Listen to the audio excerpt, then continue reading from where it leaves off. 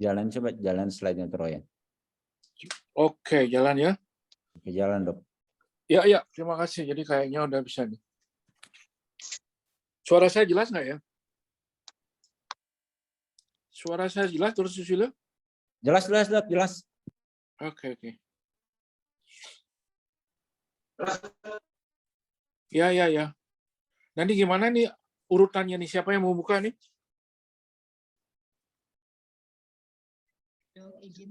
Halo, siapa yang mau buka nih? Halo dokter. Ya, halo, siapa yang buka nanti nih? Nanti langsung dibuka oleh dokter Olivia ya dok. Oh, ya terserah aja lah. Saya cuma ikut aja sebagai pemis. Oke dok, semua dokter. Bukan dari Tura Perki dulu nih, Dokter Susilo? Pembukaan? Ngomong? Halo? Halo? Halo, oke dokter. Nanti yang membuka Dokter Susilo dulu nggak? Biar Ketua Perki dulu deh. Oh, oke, Sekedar. baik. Baik dokter, nanti kami akan buka terus sambutan dari Ketua Perki. Setelah itu kami serahkan ke Dokter Via, nggih dok. Ya, ya, langsung serahkan Dokter Via. Oke. Oh iya. Gitu semua dok. Yo, sama-sama.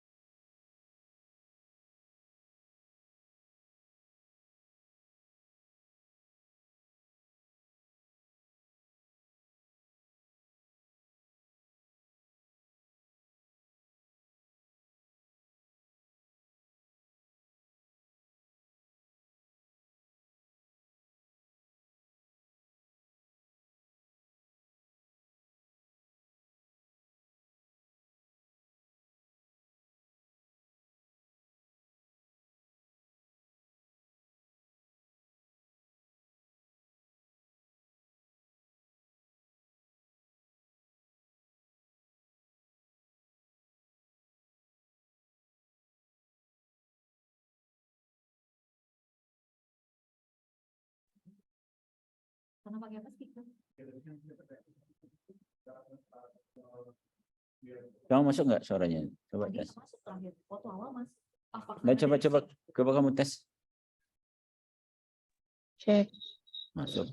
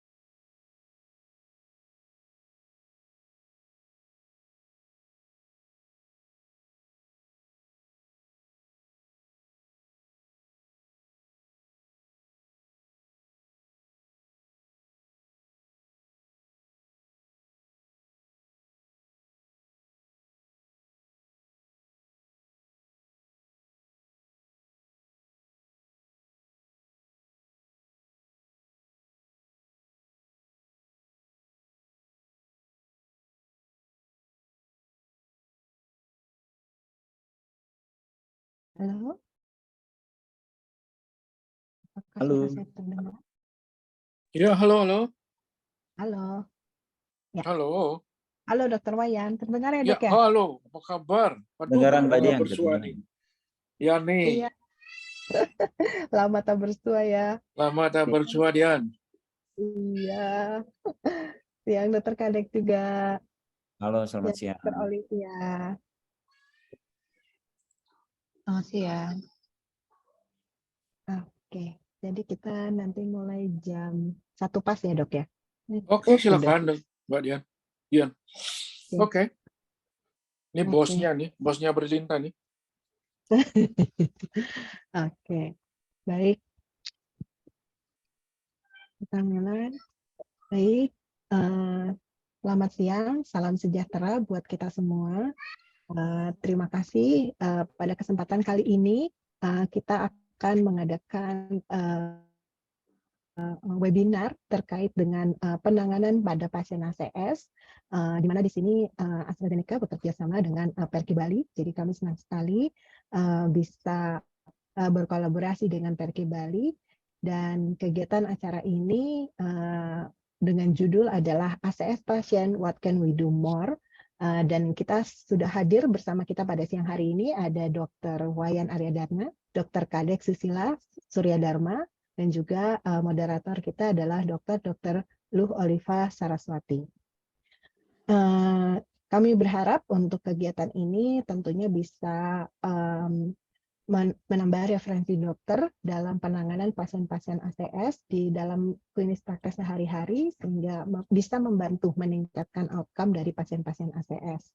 Nah, mungkin untuk mempersingkat waktu, kami persilahkan juga untuk sebelum kita memulai acara untuk pembukaan dari Ketua Perki Bali. Kepada Dr. Kadek, kami persilahkan. Terima kasih. Halo, selamat siang. Assalamualaikum warahmatullahi wabarakatuh. Salam sejahtera buat kita semua. Om Swastiastu, salam Namo Buddhaya, salam kebajikan. Jadi terima kasih untuk pembukaannya dari PT AstraZeneca yang diwakili oleh Bu Dian. Dan terima kasih sudah memprakarsai untuk berlangsungnya webinar Perki kali ini. Jadi webinar Perki kali ini tentang pasien-pasien sindroma koroner akut, what can we do more? Jadi ini adalah kolaborasi antara Perki Bali dengan PT AstraZeneca. Sekali lagi terima kasih. Dan yang saya hormati moderator Dr. Oliva, Dr. Wayan Aryadharma selaku speaker pada siang hari ini, termasuk saya juga, dan para audien atau teman sejawat semuanya yang sudah berpartisipasi untuk ikut meramaikan webinar Perki kali ini. Jadi seperti yang diamanahkan oleh PP Perki Pusat dan Kemenkes dalam hal untuk meningkatkan layanan kardiovaskular dan untuk mencegah atau memperbaiki layanan kardiovaskular. Jadi kita perlu banget untuk selalu update ilmu, karena seperti kita ketahui trial semakin banyak adanya. Yang dulu mungkin kelas 1A sekarang udah mulai turun ke kelas 2, yang dulu dianggap kelas 2 malah naik ke kelas 1. Jadi penting banget dalam hal update ilmu, dan terima kasih sekali lagi dari sponsor AstraZeneca yang udah memprakarsai untuk berlangsungnya webinar kali ini. Jadi itu aja yang bisa saya sampaikan supaya tidak berpanjang lebar dan kita bisa memulai untuk webinar pada sore hari ini. Oke, sebagai akhir kata saya ucapkan banyak terima kasih sekali lagi kepada PT AstraZeneca, kepada semua audien dan moderator dan speaker yang sudah ikut berpartisipasi pada webinar Perki dengan kerjasama dengan PT AstraZeneca. Oke, terima kasih, selamat sore, selamat berwebinar. Oke, Om Santi Santi. Baik, terima kasih Dr. Kadek untuk pembukaannya. Nah, jadi seperti yang disampaikan, kita bisa segera mulai ya Dok ya,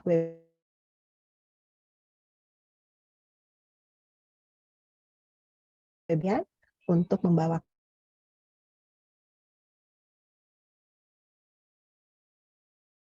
ke moderator.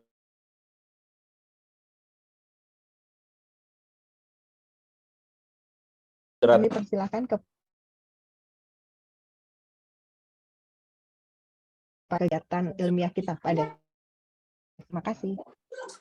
Baik, terima kasih Mbak Dian.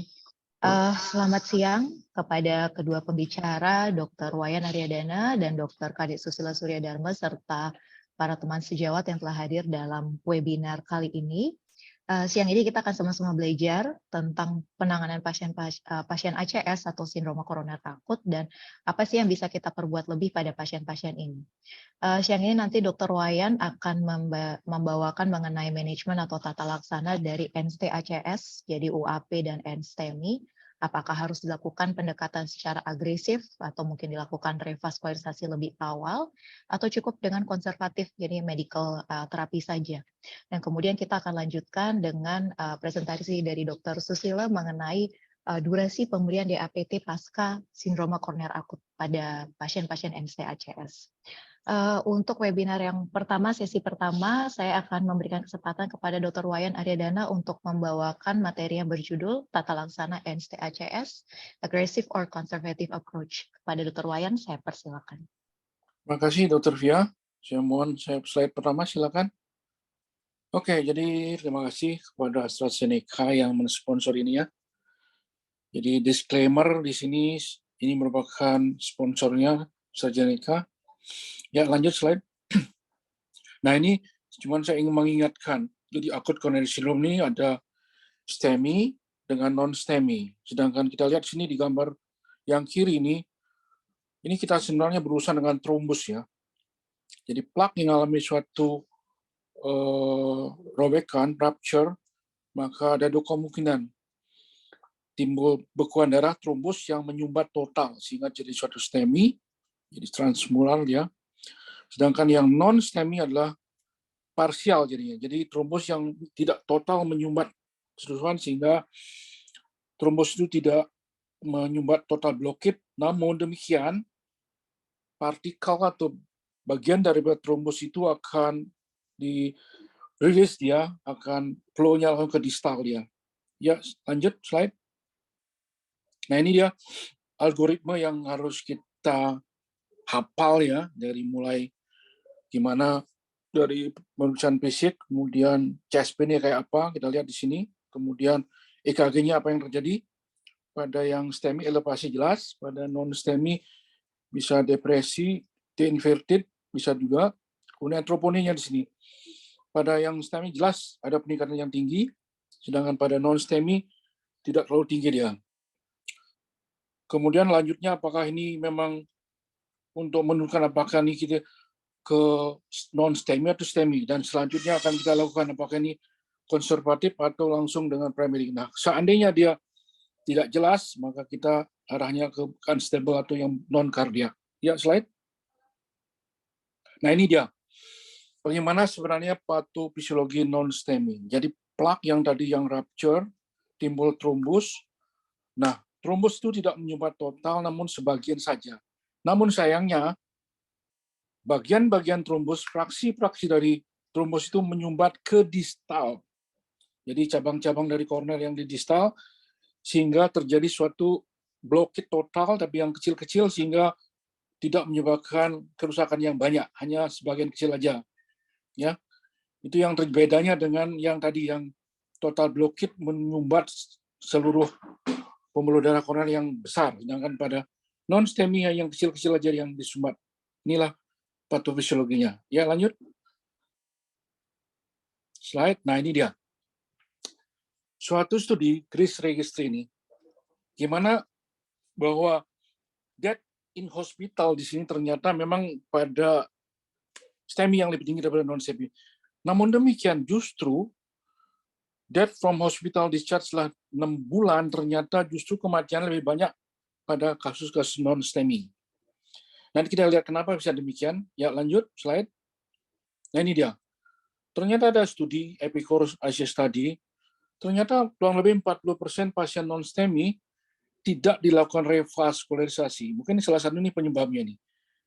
Salah satu penyebabnya. Kita lihat dari mulai Korea, Singapura, Cina, India, Vietnam, Hong Kong, Thailand, dan Malaysia. Sayangnya data kita Indonesia tidak ada. Ya, slide.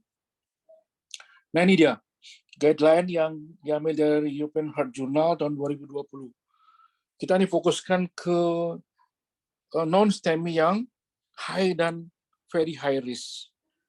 Kalau jelas-jelas high, maka pilihannya early invasive kurang dari 24 jam.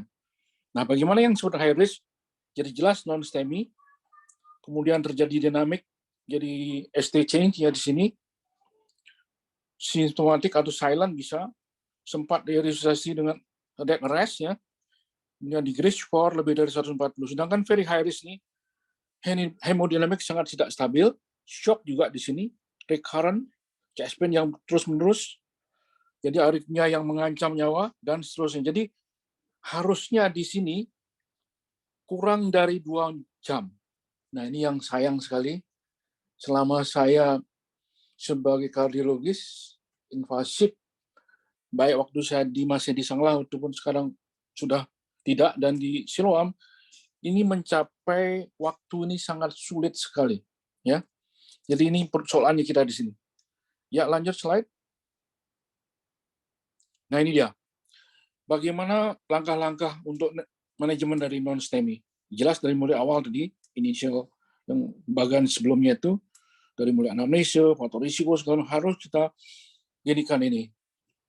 Jadi, terutama nih, kalau ada kasus diabetes atau perokok berat nih, masalahnya akan berbeda. Nanti saya ceritakan. Kemudian mulai dengan step kedua, diagnosis, validasi, jelas. Kemudian apa yang kita pilih di sini? Antithrombotik yang bagaimana? Yang kita pilih.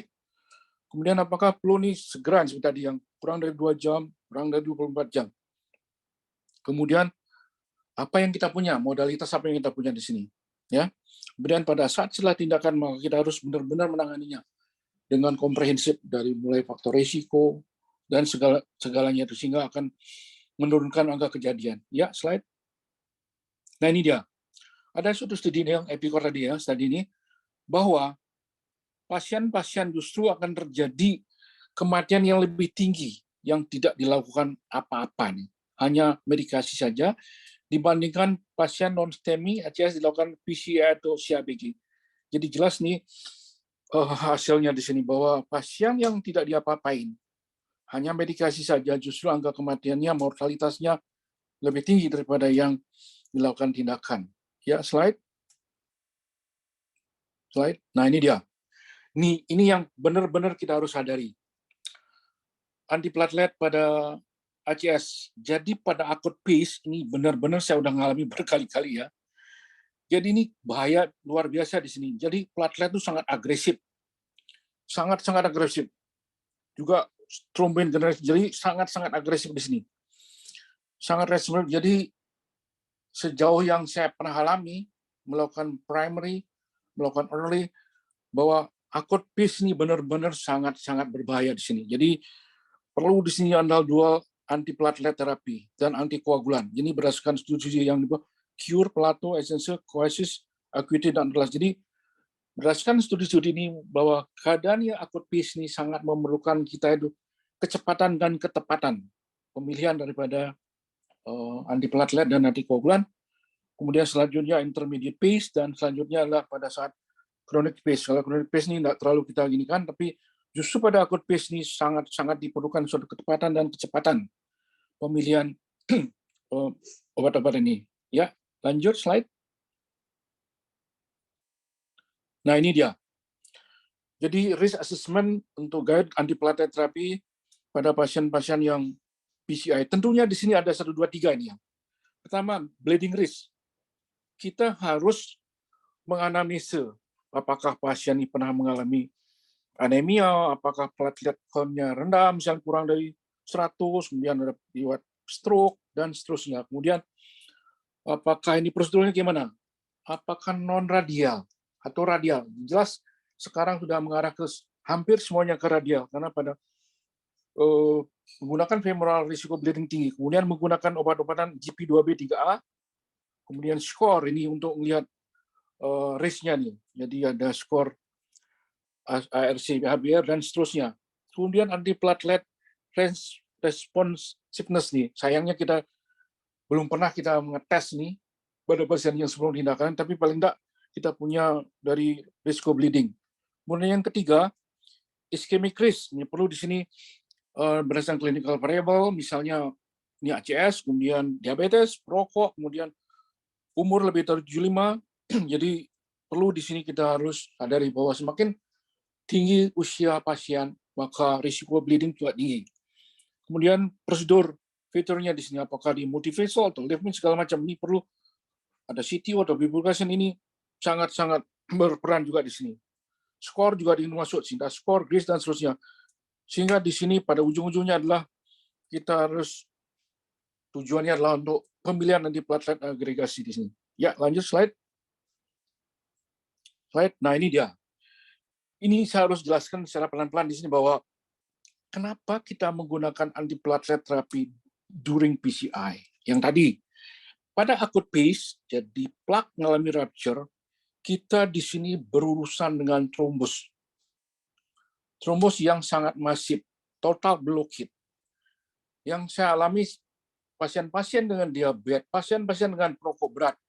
Ini luar biasa, ini platelet agregasi. Trombos yang sangat masif dan susah sekali dikendalikan.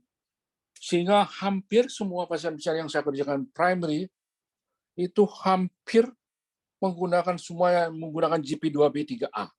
Jadi harus hati-hati di sini, karena salah kita ini justru bukan yang menolong pasien, malah jadi pasien jadi malah lewat. Jadi kemudian pada yang kronik ini, pada saat kita PCI, kita ini berurusan dengan cabang-cabang.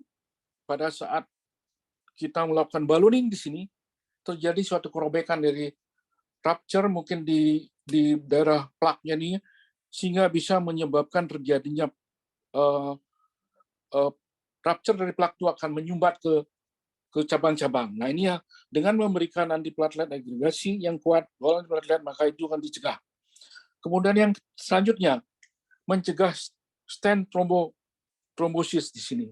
Nah, ini banyak faktor sebenarnya, bukan hanya bola antiplatelet, tapi di sini kita memasang stent dengan benar nggak? Banyak sebenarnya nih, lain urusan sebenarnya pembicaraan ini. Tapi yang jelas paling tidak mencegah trombus pada stent yang akut bisa, atau yang bukan akut juga bisa terjadi kalau kita salah pemasangan stent misalnya. Jadi perlu di sanalah bedanya antara akut dengan chronic condition. Jadi kalau akut kita berurusan dengan trombus yang sangat aktif, agresif, dengan pada kronik ini kita mencegah untuk terjadi suatu shifting plaque yang akibat kita melakukan suatu ballooning sehingga menyebabkan sumbatan di cabang-cabang, atau pada saat kita masang stent terjadi akut trombosis. Ya, slide selanjutnya. Nah, ini dia karakteristik dan pharmacology properti dari P2Y12.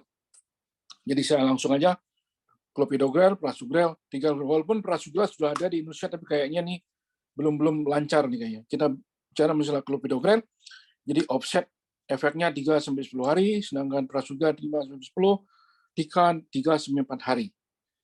Saya ingatkan bahwa pada Tika itu adalah bukan prodrug ya, dia drug langsung deh. Ya, lanjut. Nah, ini dia yang jarang kita tahu. Jadi individual patient in platelet response to clopidogrel in patient. Jadi ternyata tidak sama responnya pada orang-orang itu dengan pemberian clopidogrel. Ternyata ada studi ini yang saya baca, ini di Circulation 2006 ini, ternyata ada sekitar 4-31% terjadi resistensi clopidogrel. Itu yang saya dapatkan. Jadi antara 4-31%. Jadi tidak sama, cukup lumayan ini.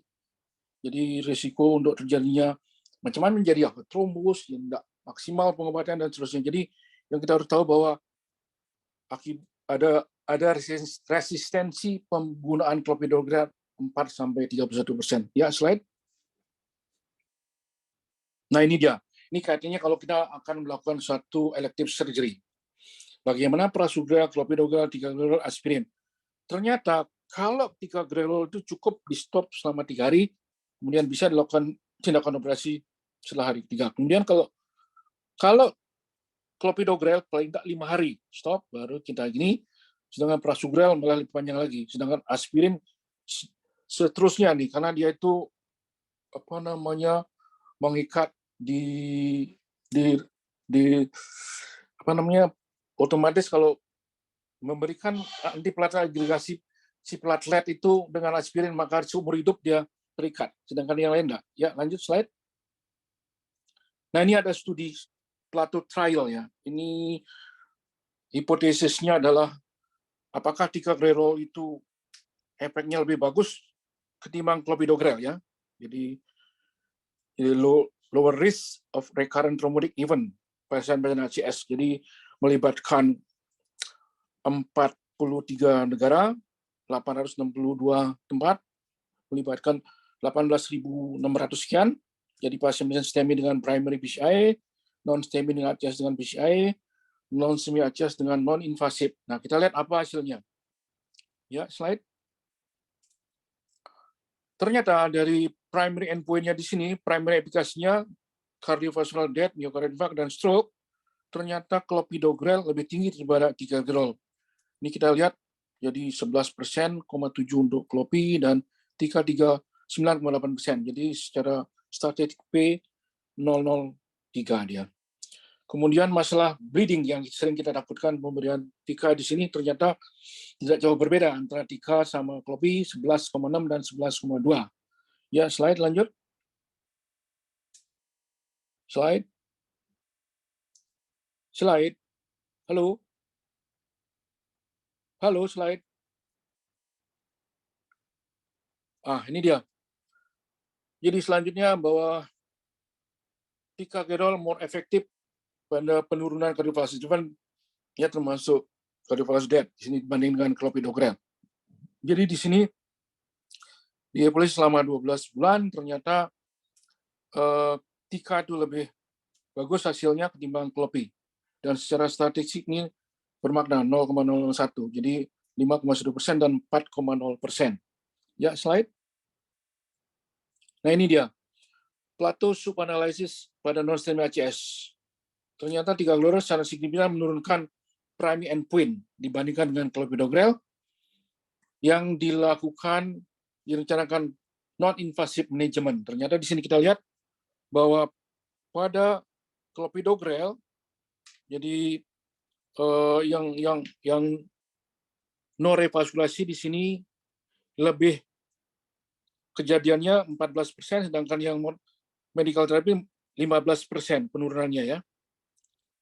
Sedangkan yang sebelah kanan kejadian perdarahan di sini tidak banyak bedanya dibandingkan dengan clopi dan ticagrelor ya. Jadi walaupun secara medically ternyata kejadiannya itu justru lebih kecil pada ticagrelor. Ya, lanjut.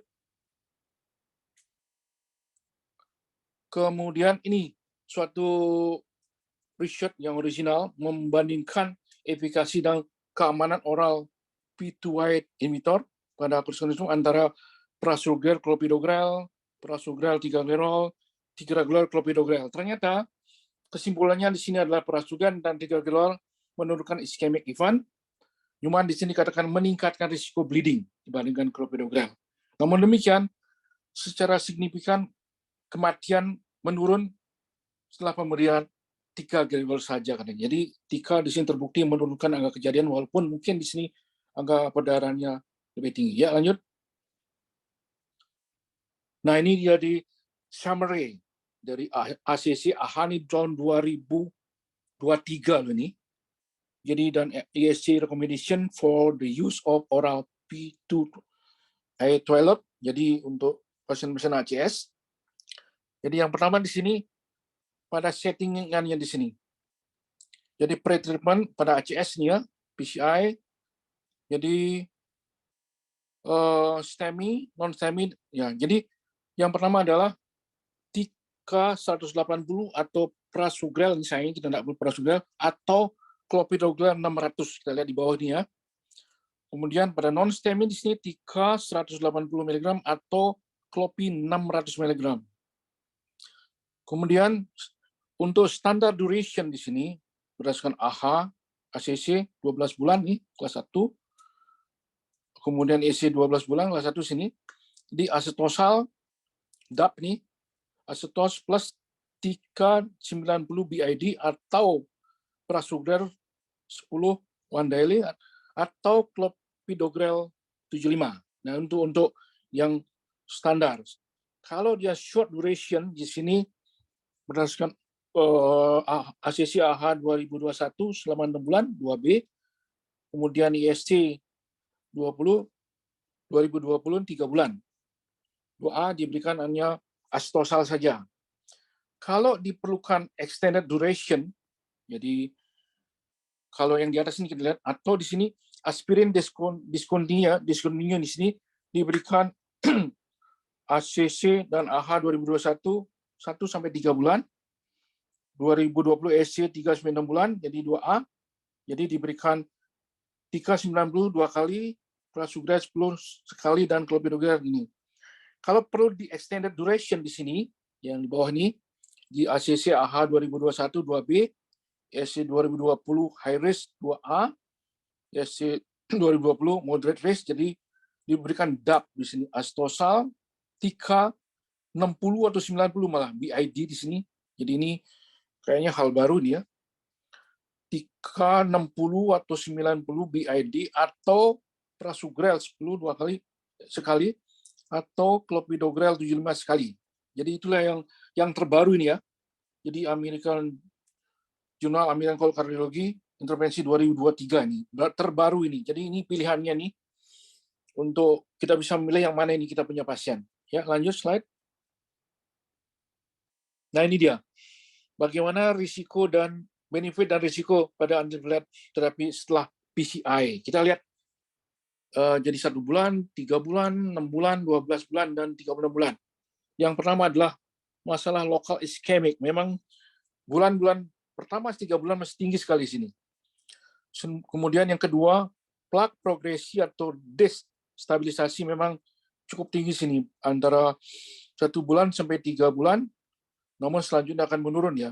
Kemudian bagaimana prevention systemic ischemic event juga di sini pada awal-awalnya agak tinggi, selanjutnya landai. Nah, ini bleeding ini relatif benign. Jadi agak tinggi, kemudian relatif menurun. Jadi kita harus tahu bahwa fase-fase yang agak perlu kita observasi, perlu terapi yang benar-benar komprehensif. Jadi bukan hanya dual antiplatelet, jadi perlu statin, perlu yang lain-lain, tablet blocker juga. Jadi pada saat fase-fase 1 bulan sampai 3 bulan, dan selanjutnya relatif aman. Ya, slide. Nah, ini dia. Ini pada jurnal 2023 yang terbaru nih. DAP duration after PCI pada pasien dengan high risk bleeding berdasarkan meta-analisis nih. Jadi kalau di sini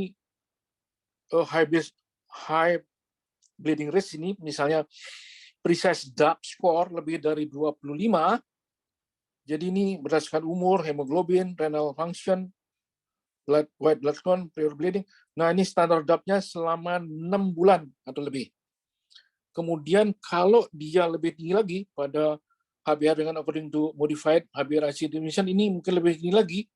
Jadi short DAP 3 bulan atau kurang. Nah, berdasarkan ini ternyata bisa menurunkan 24% jadi major or clinical relevant non-major bleeding. Menurunkan major bleeding 20% dan cardiovascular death 21%. Jadi inilah yang terbaru nih 2023.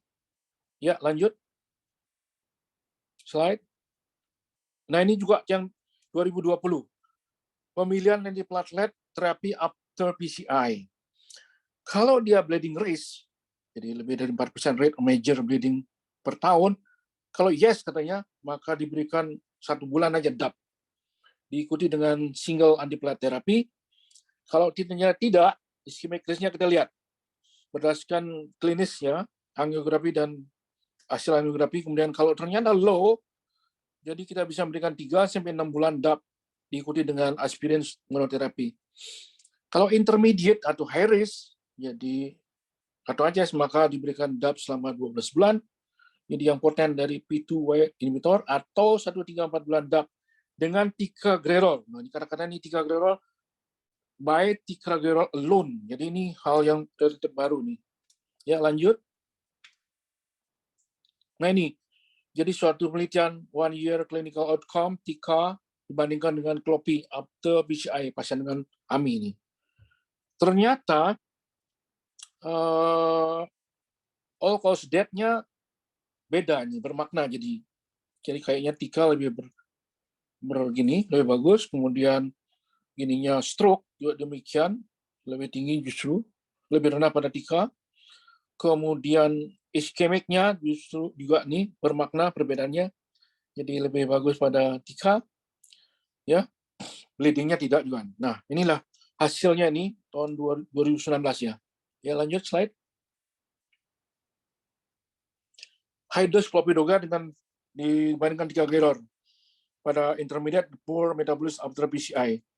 Ternyata antara TICA sama CLOPI ini stent trombosnya tuh justru lebih tinggi pada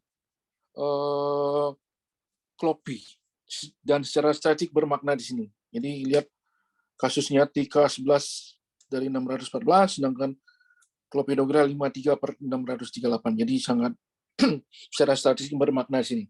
Ya, lanjut slide. Nah ini tahun 2020 APSC konsensus untuk rekomendasi pada pasien dengan on P2Y inhibitor. Jadi pengobatan algoritma untuk pasien dengan STEMI. Jadi STEMI pasien reperfusi, jadi langsung ke cath lab untuk primary. DAP regimen di sini, the first choice adalah TICA atau prasugrel, second choice adalah clopidogrel. Selanjutnya DAP 12 bulan. Sedangkan untuk trombolisis ya teruskan. Jadi kalau misalnya mau di-switch dari clopidogrel ke 3 harus tunggu paling tidak yang 8 jam. Lanjut. Ya, kemudian pada treatment pada non-STEMI, pasien dengan non-STEMI, jadi yang sudah dimulai dengan dapat aspirin, maka diberikan pilihannya adalah TICA, CLOPI, prasugrel. Pada early coronary angiography, early invasive strategi, first choice TICA di sini. Second choice adalah prasugrel, third choice adalah clopidogrel. Jadi follow up-nya dilanjutkan dengan aspirin, discontinue TICA atau clopidogrel 5 hari, kemudian lanjutkan 7 hari prasugrel atau sebelum dilakukan CABG.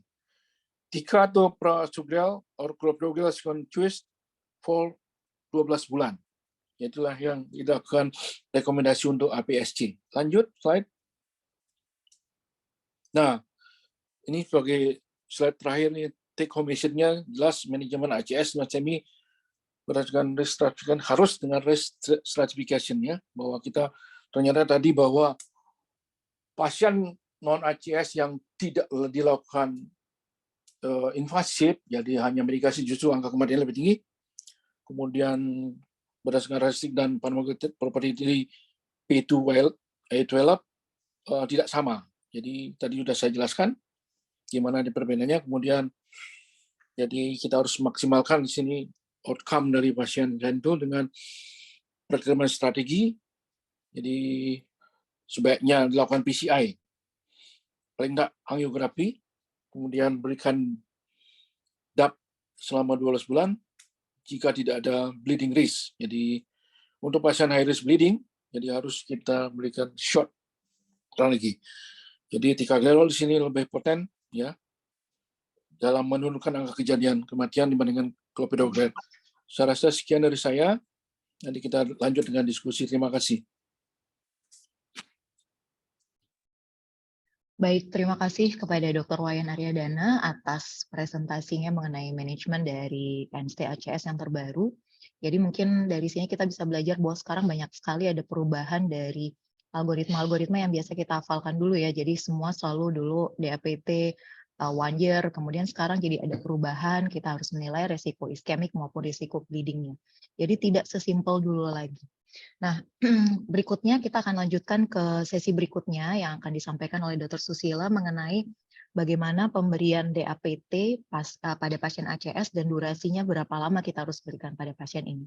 Sebelumnya saya ingin mengundang teman-teman sejawat yang telah hadir dalam webinar ini. Jika ada pertanyaan, silakan di-share di chat dan nanti akan kita bahas di sesi diskusi.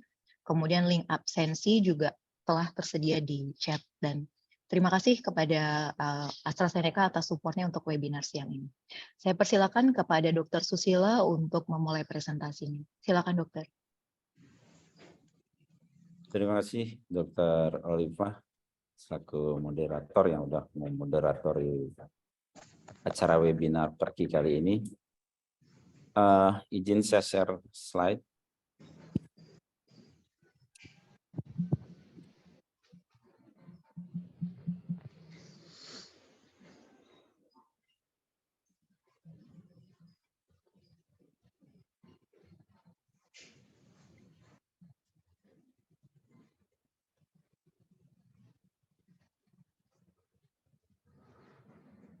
Oke, apa suara saya udah kedengaran? Slide-nya udah kelihatan?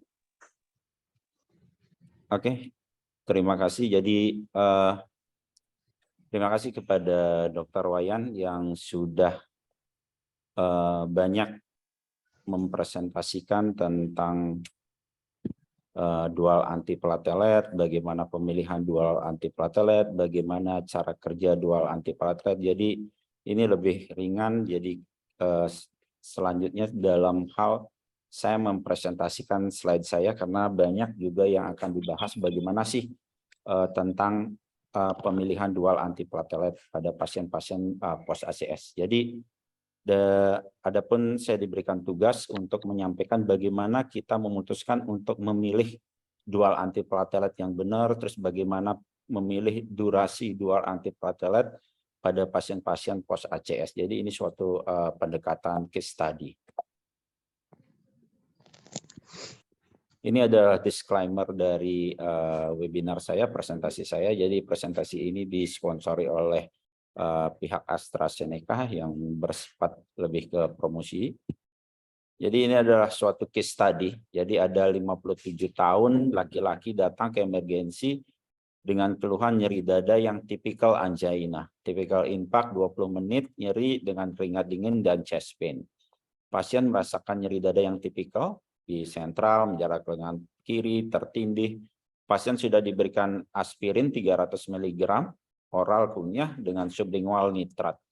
Faktor risiko pasien ini adalah merokok 20 batang per hari dengan faktor risiko lain yang tidak pernah diketahui oleh pasien. Jadi dari pemeriksaan fisik itu didapatkan auskultasi masih dalam batas normal, tekanan darah 180 dan 100 sistolik 105 diastolik, jadi hipertensi stage 2 dengan HT 83 reguler dengan oksigen saturasi 97.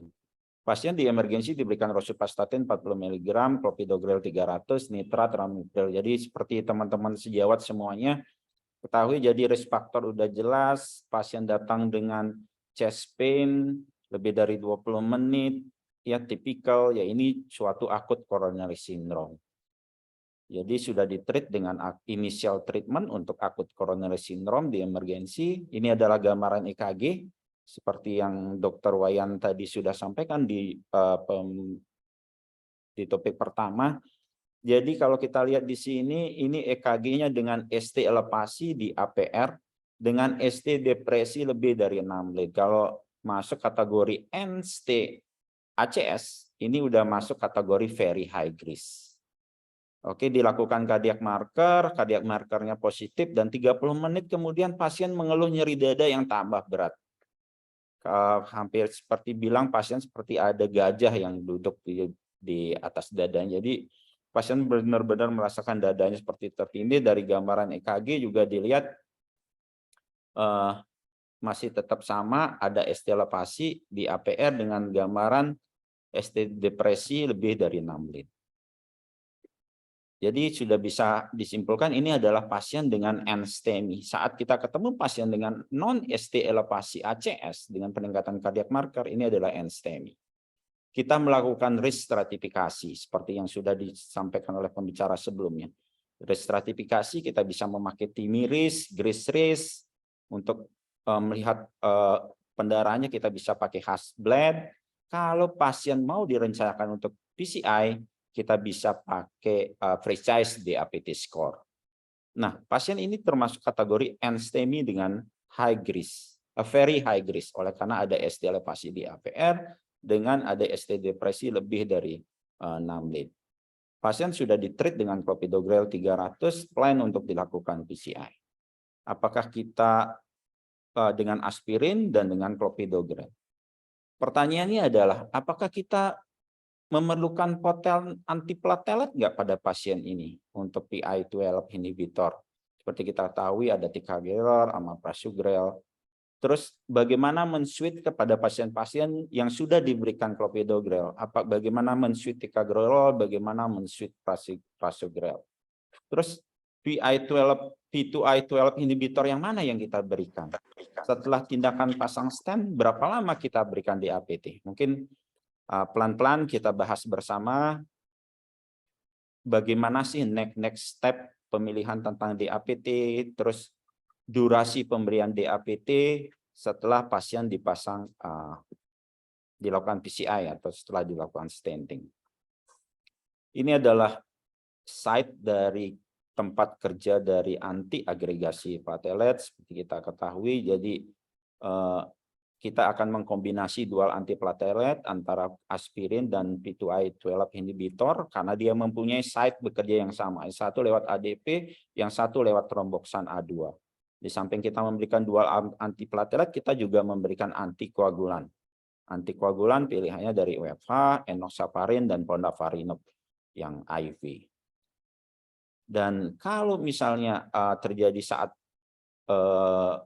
tindakan PCI itu terjadi high thrombus burden, itu ada tempat untuk diberikan GP2B3A. Jadi ada GP2B3A inhibitor. Seperti yang beredar di kita di Indonesia itu adalah FT-pibatid. Ini adalah sudah ada di slide sebelumnya dari Dr. Wayan bagaimana profil dari clopidogrel, prasugrel, dan ticagrelor. Jadi kalau kita lihat di sini kita lebih meng-highlight itu onsetnya. Jadi kalau onset of action-nya prasugrel dan ticagrelor adalah 30 menit. Jadi onset of action-nya lebih cepat, dan yang perlu highlight adalah hanya ticagrelor yang merupakan aktif, dan sementara clopidogrel dan prasugrel dia adalah prodrug. Kalau prodrug dia perlu melewati metabolisme di hati supaya dia menjadi aktif. Dan dalam hal kita menunda saat kita melakukan minor surgery atau surgery yang perlu penundaan antiplatelet, kita bisa lihat clopidogrel bisa ditunda 5 hari, prasugrel 7 hari, dan ticagrelor 5 hari. Ini adalah metabolisme P2I12 inhibitor yang kita sebut kalau yang hanya ticagrelor yang aktif drug. Hanya ticagrelor yang aktif drug. Dan seperti kita ketahui, ticagrelor itu adalah onset dan offsetnya jauh lebih cepat dibandingkan dengan clopidogrel.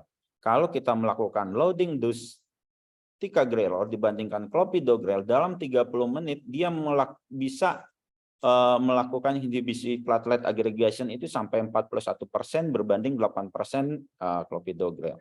Dan dalam 2 jam, itu 88% itu akan terjadi inhibition platelet aggregation berbanding 38% dengan clopidogrel. Jadi secara onset dia lebih cepat, secara offset itu juga lebih cepat antara ticagrelor dibandingkan clopidogrel.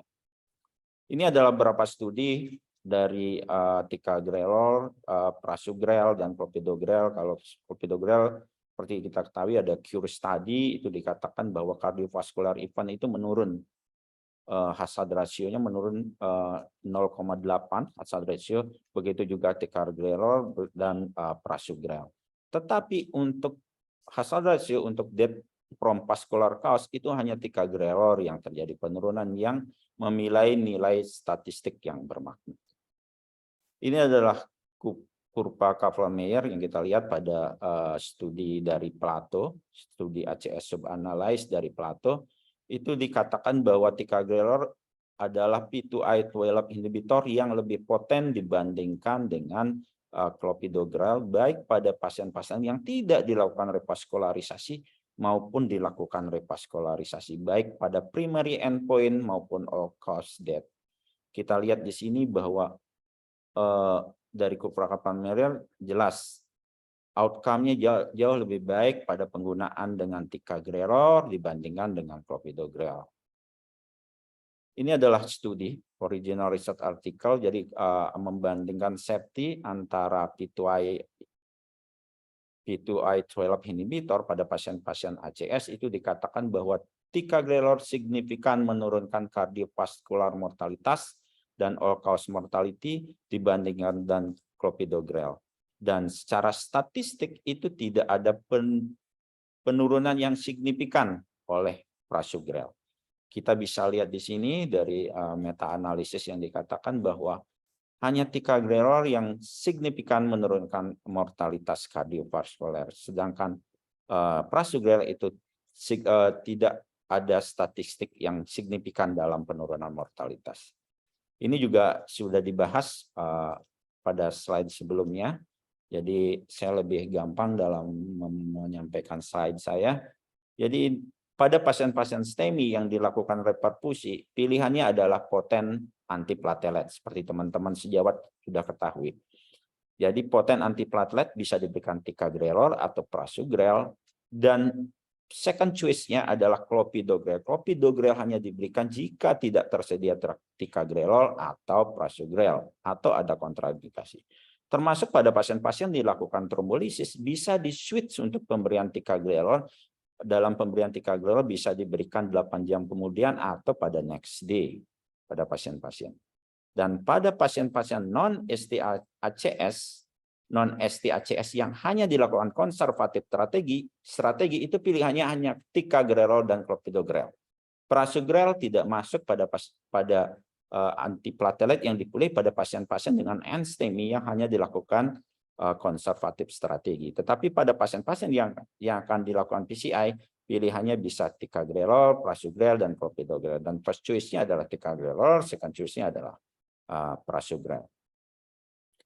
Ini adalah bagaimana kita men-switch. Jadi kalau kita khususnya di Bali, tentu poten antiplatelet tidak tersedia luas terutama di Bali. Kita ngomongin di Bali, mungkin di daerah-daerah lain juga sama, apalagi di perifer.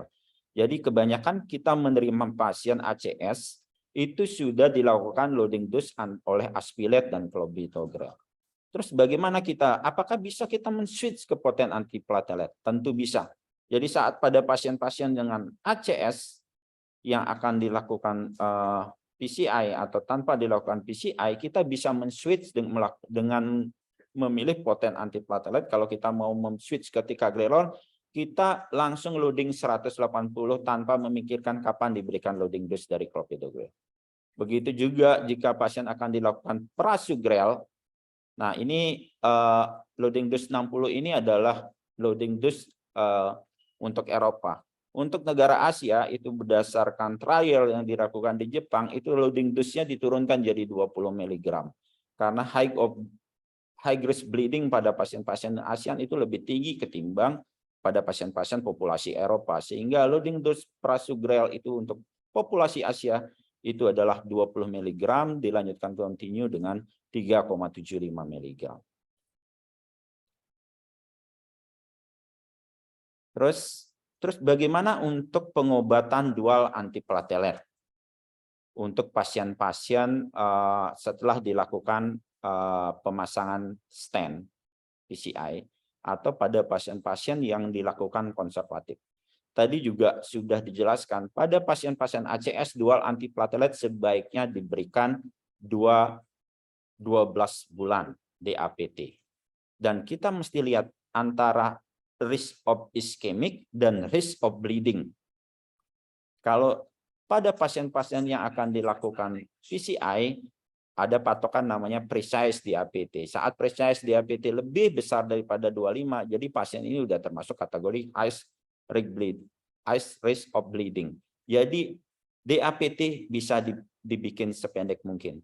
Beberapa literatur itu mengatakan bisa diberikan 6 bulan, dan malah yang terbaru mengatakan bisa diberikan 3 bulan. Jadi tentunya saat kita memilih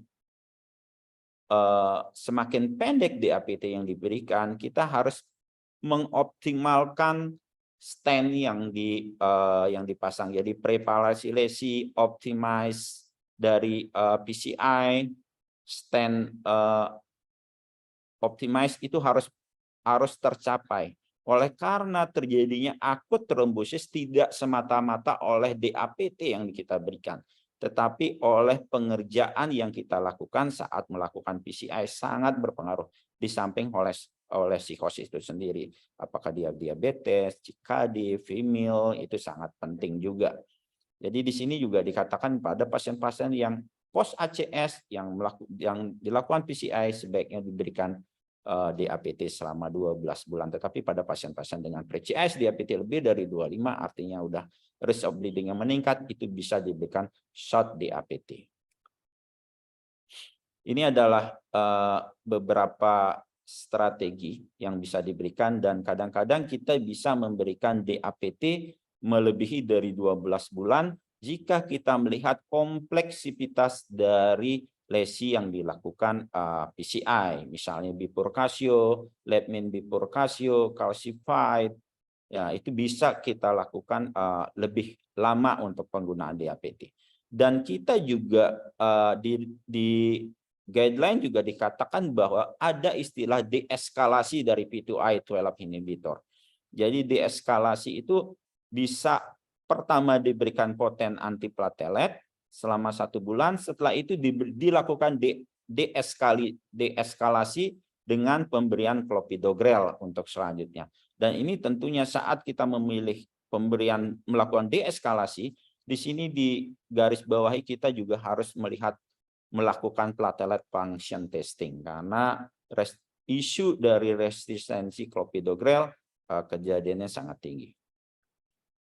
Oke, apalagi clopidogrel yang kita berikan kalau misalnya pada pasien-pasien dengan coverage nasional kita itu adalah clopidogrel yang generik. Tentu kita lebih harus melakukan testing terlebih dahulu sebelum kita melakukan deeskalasi. Ini adalah HRC HBR kriteria, jadi high bleeding risk kriteria. Jadi ada kriteria mayor, ada kriteria minor seperti yang kita lihat di sini, HB kurang dari 11, severe CKD, ada masalah gangguan ginjal kronik, ada gangguan masalah hati, pendarahan sebelumnya, dan termasuk minor yang teman-teman sejawat bisa baca di sini. Saat kita menilai high bleeding risk itu ada 1 mayor bleeding atau 2 minor bleeding, kita udah bisa memasukkan sebagai high bleeding risk. Ini adalah ABR trade model. Jadi kalau kita melihat antara bleeding risk lebih banyak dari thrombotic risk itu sekitar 23%. Tapi thrombotic risk lebih banyak dari bleeding risk itu sekitar 44%. Ini ada suatu studi yang menjelaskan atau mengkanter dari istilah deeskalasi dari antiplatelet itu pada warna ungu ini itu adalah pemberian clopidogrel, warna merah ini adalah pemberian prasugrel dan ticagrelor, dan warna hijau ini adalah saat melakukan downgrading. Downgrading itu melakukan deeskalasi dari poten antiplatelet ke clopidogrel. Dan di sini dikatakan bahwa net adverse clinical advance maupun mayor adverse cardiac event, termasuk death, termasuk stroke, myocardial infarction, bleeding risk itu jauh lebih tinggi kejadiannya jika kita melakukan deeskalasi dibandingkan dengan tidak melakukan deeskalasi. Tapi balikin lagi, kenapa kita melakukan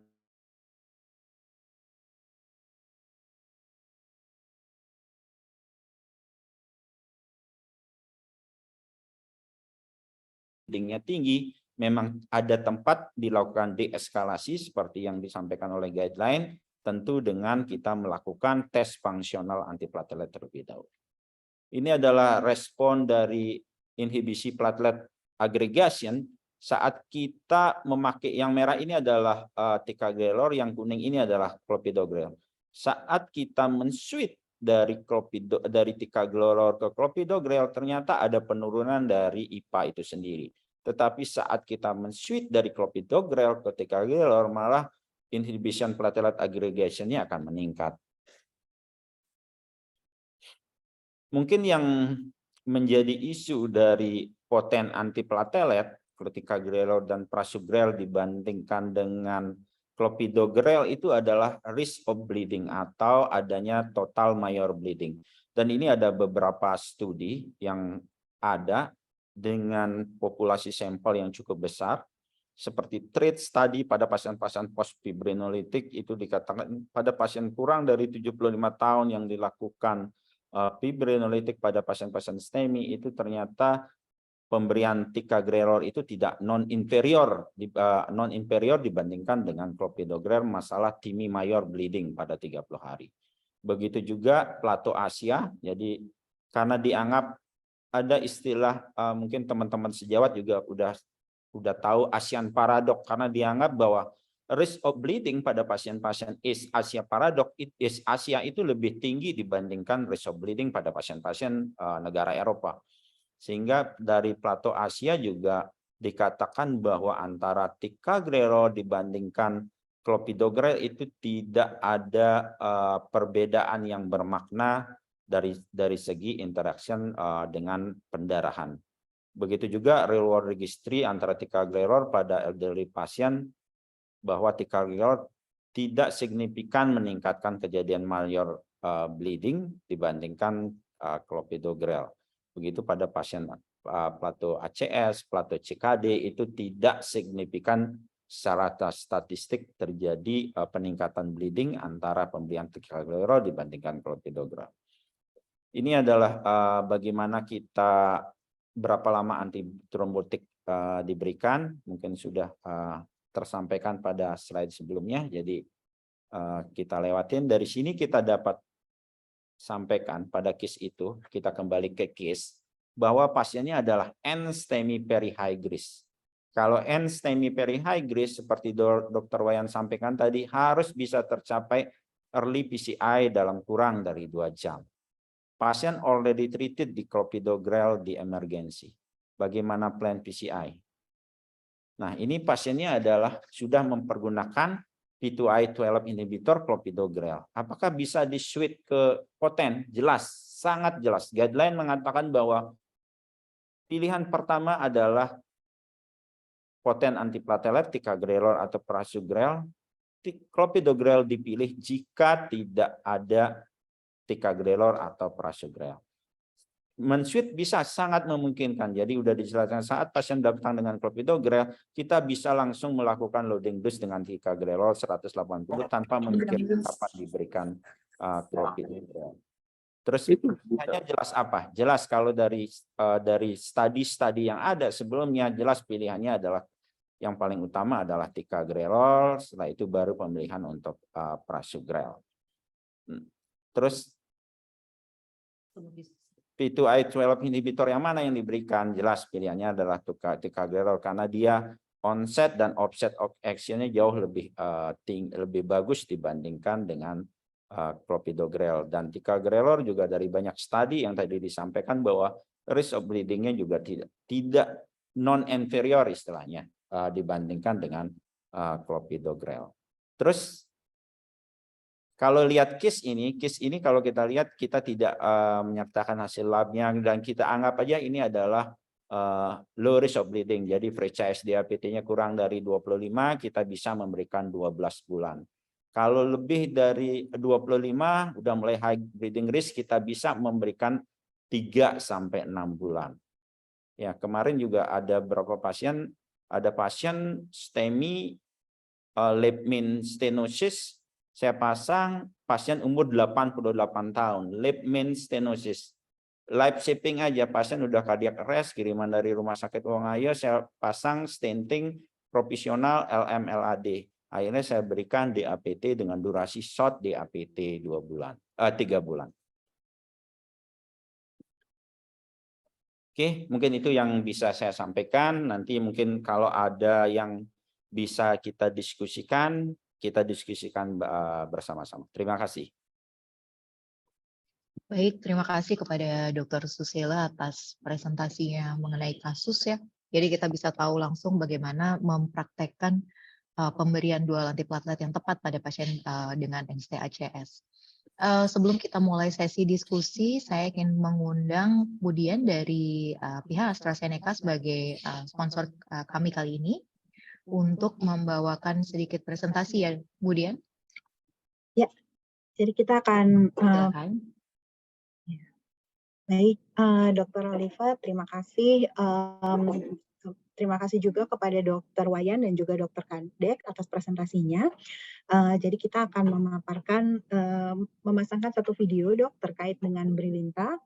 Nah, jadi mungkin sebelum video kami putar sekilas tentang Brilinta ya, Dok ya. Jadi Brilinta saat ini merupakan satu-satunya original ticagrelor yang tersedia di Indonesia, dan pemberian Brilinta juga sudah terbukti efikasi maupun safety-nya selama 10 tahun.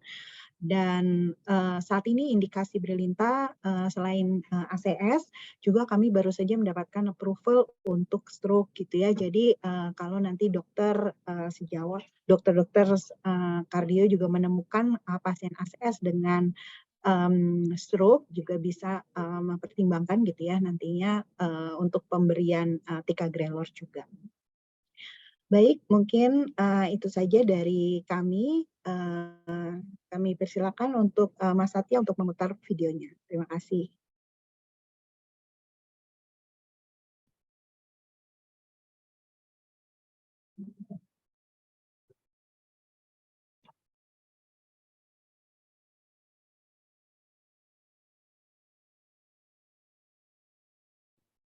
Terima kasih Bu Dian. Apakah bisa di stop share dulu, Dok? Baik. Aku lupa stop.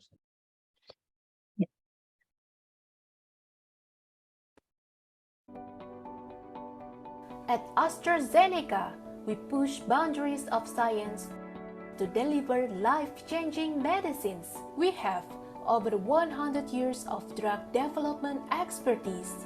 We are committed to address unmet medical needs. Over the years, we have developed a range of cardiovascular drugs, and then came Brilinta in Indonesia since 2012. We have invested more than 10 years of efforts to assure high and consistent quality of Brilinta. Brilinta is one of AstraZeneca's most complex small molecules. It requires more than 20 synthetic steps to manufacture, and it is difficult to replicate the process. The molecule has 6 chiral centers. 6 chiral centers means 64 possible stereoisomers that differ in 3-dimensional configurations of their atoms in space. Hence, having the correct stereoisomer is the key to ensure right efficacy and safety. Brilinta has been demonstrated in 679 studies and real-world evidence, with 250,000 patients made possible only because of high purity of the right configuration. Our processes ensure reliable drug to over 100 markets worldwide. Above all, your experience and trust ensured Brilinta reach many patients in Indonesia, and together we were able to save the life of many patients. So, never compromise on the 9 years of winning combination, our appropriate 3D structure, and your expertise. Brilinta is the only original ticagrelor available in Indonesia. Brilinta 90 mg for ACS patient and Brilinta 60 mg for high-risk post-MI patients. Brilinta 90 mg is also listed in JKN for PCI patient with ACS for 1 year and available in healthcare facilities TK2 and TK3. Brilinta, the only original ticagrelor from AstraZeneca.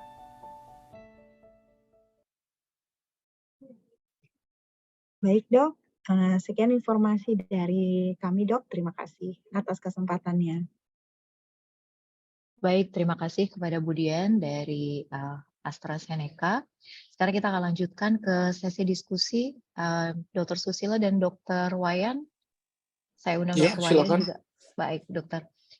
Kita sudah punya beberapa pertanyaan di kolom chat Ya. dari teman-teman sejawat yang telah hadir. Mungkin yang pertanyaan pertama, ini adalah mengenai pemberian dual antiplatelet pada pasien post-KBH. Nah, ini asumsinya mungkin ACS ya. ACS kemudian yang dilakukan KBH, perlu diberikan sampai berapa lama? Mungkin Dr. Wayan silakan.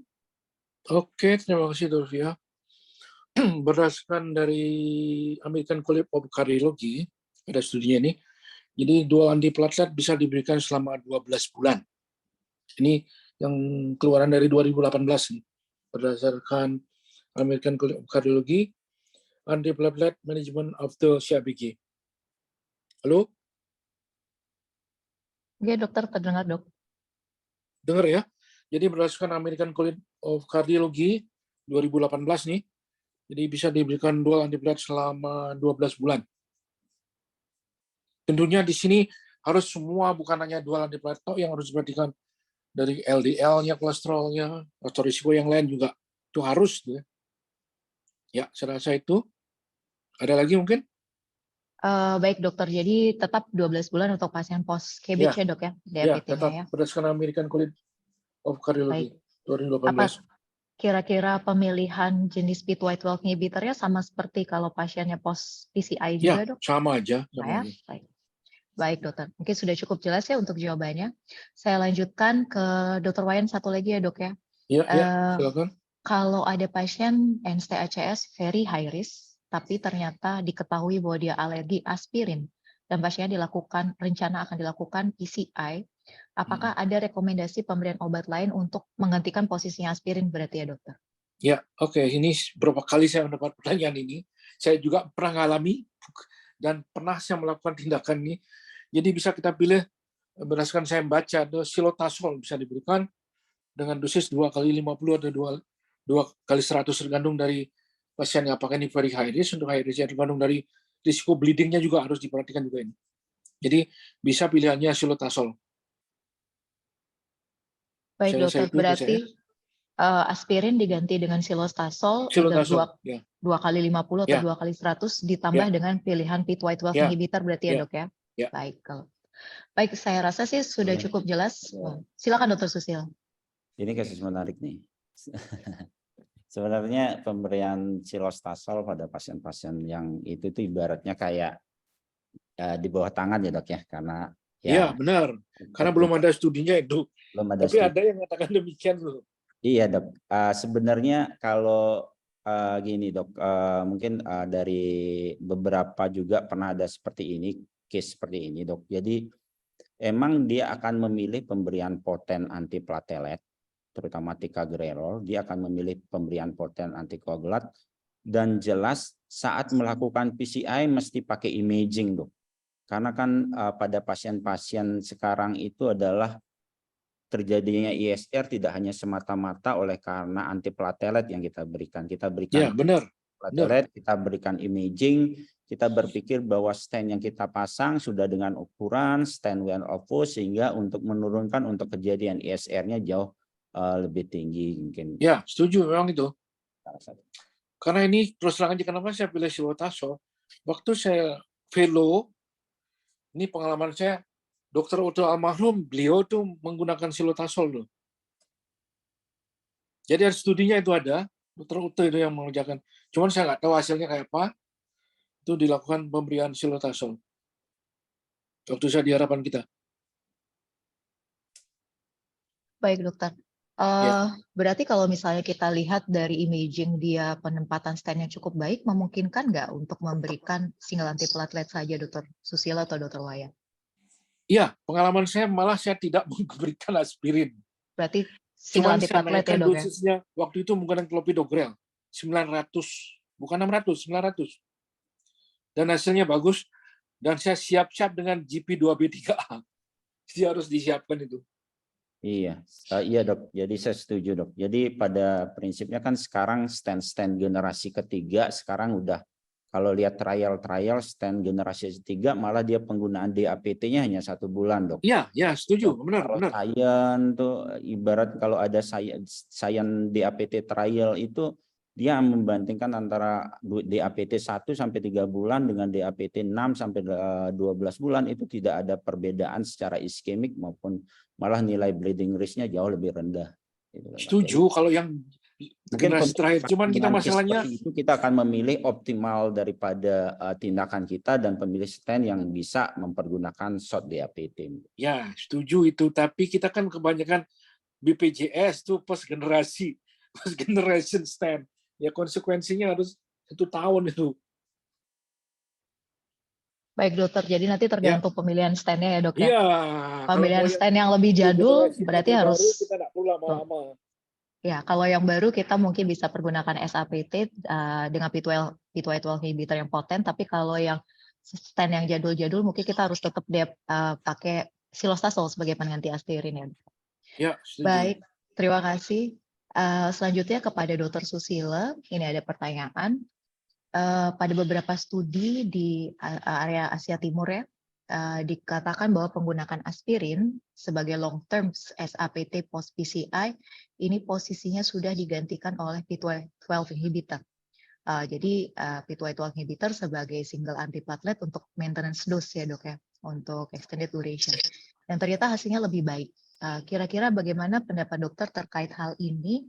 Dan apakah ini kemungkinan terkait dengan risiko bleeding yang lebih tinggi pada kelompok Asia dibanding Caucasian sehingga ternyata kok hasilnya jadi lebih bagus P2Y12 inhibitor. Demikian dokter. Oke, terima kasih Dokter Olivia. Pertanyaan yang sangat menarik. Jadi sebenarnya dari real world sendiri ya, kalau dari real world sendiri kita kalau berhadapan pada pasien-pasien poliklinik itu kalau kita lihat lebih banyak menggunakan dengan P2Y12 inhibitor dibandingkan dengan aspirin. Oleh karena pemberian aspirin itu lebih banyak keluhan dari pasien, terutama masalah gastrointestinal problem. Apalagi pada pasien-pasien yang sudah dengan memiliki risk of ulcus pepticum yang bisa menimbulkan pendarahan saluran cerna, itu memang lebih dipilih golongan P2Y12 inhibitor dibandingkan dengan aspirin. Tetapi balikin lagi sebenarnya aspirin juga banyak aspirin yang dengan salut selaput, mungkin saya tidak sebutkan mereknya di sini, yang sebenarnya aman juga dibandingkan dengan pemberian P2Y12 inhibitor. Dan sebenarnya antara pemilihan single antiplatelet nanti next ke depannya itu mungkin yang akan dipilih adalah yang bukan poten antiplatelet untuk jangka panjang, mungkin yang dipilih adalah golongan clopidogrel atau dengan aspilet yang memakai salut selaput jika pasien-pasien itu memiliki masalah pada saluran pencernaan atau risk of bleeding-nya lebih tinggi. Mungkin itu. Baik dokter. Berarti tetap ya aspirin tapi dengan entericotid ya biasanya dokter ya, selaput ya. Baik, terima kasih. Selanjutnya ada pertanyaan lagi mengenai pada pasien NST-ACS dengan atrial fibrilasi. Nah, ini biasanya lebih kompleks lagi pemberian antiplatelet maupun antikoagulan ya. Pasiennya post PCI 1 bulan, kemudian pasien dengan acute GI bleeding, jadi ada hematemesis dan melena. Bagaimana rekomendasi yang terbaru mengenai pemberian antikoagulan dan antiplatelet pada pasien tersebut? Mungkin nih kepada kedua dokter, dari Dokter Susila dulu mungkin. Oke, terima kasih Dokter Alifa. Jadi ini kan pasiennya adalah pasien yang dilakukan PCI, 1 bulan kemudian dia AF dengan gastrointestinal bleeding gitu ya. Dia masih dengan DAPT, terus AF, terus bagaimana pemilihan antikoagulan? Oke, kalau kita ngomongin pasien dengan atrial fibrilasi, jadi kita ngomongin risk of emboli. Jadi tetap ada tempat untuk diberikan antikoagulan. Nah, antikoagulan yang dipilih bagaimana sementara pasien dengan gastrointestinal bleeding. Kalau dari gastrointestinal bleeding termasuk major bleeding berdasarkan TIMI atau Gusto klasifikasi dia termasuk major bleeding. Jadi DAPT tetap kita postpone dulu sampai pasien itu berhenti untuk bleedingnya. Karena ini baru dilakukan PCI dan baru 1 bulan, risk of thrombosisnya juga tinggi. Biasanya kita akan evaluasi 24 sampai 48 jam saat bleeding itu saluran pencernaan udah berhenti, kita lebih memilih untuk pemberian P2Y12 inhibitor terlebih dahulu. P2Y12 inhibitor yang dipilih biasanya kita pilih golongan clopidogrel yang secara trial juga mengatakan bahwa risk of bleeding-nya ya relatif lebih aman dibandingkan poten antiplatelet. saat kita memberikan itu dan kita lihat risk stratifikasi, pre-CSD APT skornya berapa sih? Kalau memang tinggi, kita mungkin akan memilih SAPT dengan pemberian antikoagulan untuk jangka pendek terlebih dahulu sampai 6 bulan. Selanjutnya kita bisa melakukan hanya pemberian single antikoagulan untuk seterusnya. Mungkin itu. Terima kasih, Dokter Oliva. Baik, Dokter Wayan mungkin ada silakan. Ya, saya setuju dengan Dr. Susilo. Memang pada pasien AF mestinya triple dia, dual antiplatelet plus antikoagulan selama 1-3 bulan. Selanjutnya diberikan dual antiplatelet, sisanya terus kemudian satu antiplatelet plus antikoagulan. Nah, setelah setahun itu tergantung dari apakah dia itu high risk atau high risk bleedingnya, tergantung. Kalau memang dia itu bisa dengan single dia itu, tapi tentunya ini harus kita konsulkan ke gastro dulu, pastikan dulu apakah ada bleeding yang luar biasa nih, karena antara bleeding risk dengan ischemic risk ini harus dipertimbangkan, karena pada slide saya yang tadi itu kan risikonya antara 1-3 bulan ini sangat tinggi risikonya untuk trombosis daripada stent, jadi risikonya lebih gede, jadi harus benar-benar diginikan. Mungkin ya dengan harus diberikan ini dulu, PPI dulu yang bisa untuk meredakan bleedingnya. Jadi kita bisa meneruskan ini antikoagulan plus antiplateletnya. Itu yang saya pernah baca. Terima kasih. Baik dokter, terima kasih. Jadi tetap kita stop dulu sementara sampai tertangani perdarahan, kemudian baru kita pilih berdasarkan risk masing-masing pasien ya. Karena slide saya yang keberapa itu kan risikonya untuk terjadi suatu trombosis tinggi sekali itu. 1-3 bulan. Baik dokter. Ya. Jadi dari sini teman-teman sejawat bisa kita sama-sama belajar ya bahwa sekarang pasien post PCI itu sangat customized approach-nya. Jadi terapinya semua nggak dipukul rata, tergantung kasusnya apa. Jadi kita harus lebih banyak belajar lagi dari dokter-dokter yang melakukan tindakan intervensi, terutama untuk pemilihan dari jenis DAPT. Sekali lagi ada pertanyaan kepada Dokter Wayan. Untuk pasien NST-ACS, kalau kita bandingkan antara ticagrelor dan prasugrel, apakah ada indikasi khusus untuk diberikan kepada pasien? Mungkin ada pertimbangan mana pasien yang lebih bagus dapat ticagrelor, mana yang lebih baik untuk prasugrel. Saya rasa tadi udah ada slide saya ya.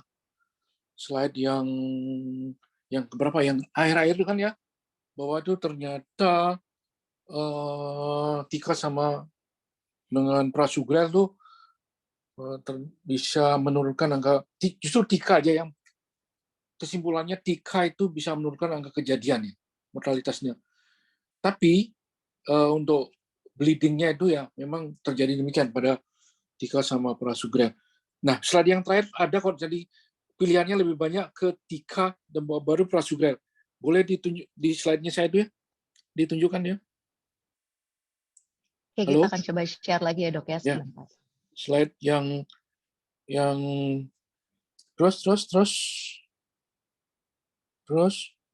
Nah, ini kan di sini ada ya. Jadi pasien pilihannya ada untuk pasien yang mana ini? Pasien non STEMI di sini juga ada STEMI juga ada, bahwa ischemic guided strategy adalah tika, floppy untuk pasien non STEMI ya.